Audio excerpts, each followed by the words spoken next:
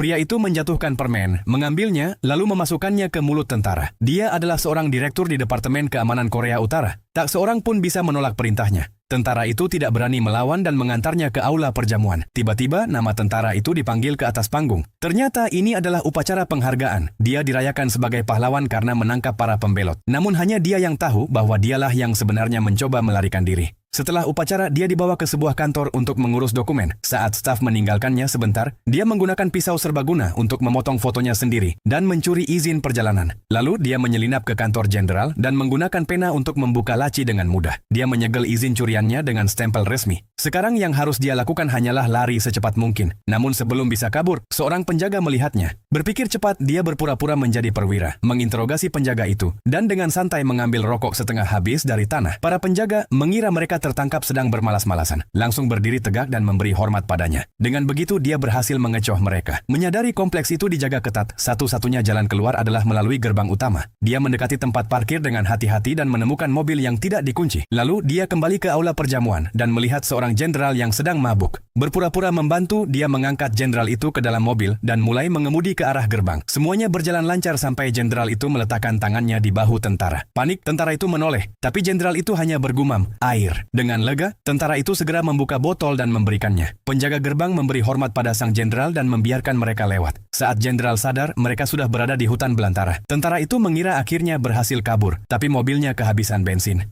Sebuah truk militer yang lewat berhenti, lalu berbalik dan mendekat. Tetap tenang, tentara itu bertanya apakah mereka punya bensin cadangan. Dia menunjukkan izin perjalanan palsunya dan berpura-pura sebagai perwira. Alih-alih memberinya bensin, para tentara itu malah mengantarnya ke kantor polisi. Di sana, dia melihat temannya yang tertangkap, orang yang seharusnya kabur bersamanya. Berpikir cepat, dia menggunakan status perwira palsunya untuk membebaskan temannya. Namun petugas yang berjaga mulai curiga. Dia bersikeras membawa mereka ke markas keamanan untuk mengonfirmasi identitas. Tentara itu tidak punya pilihan selain menyetujui. Dalam perjalanan, petugas itu meraih senjatanya untuk menangkap mereka. Tapi si tentara melihatnya lebih dulu dan merebut senjata itu.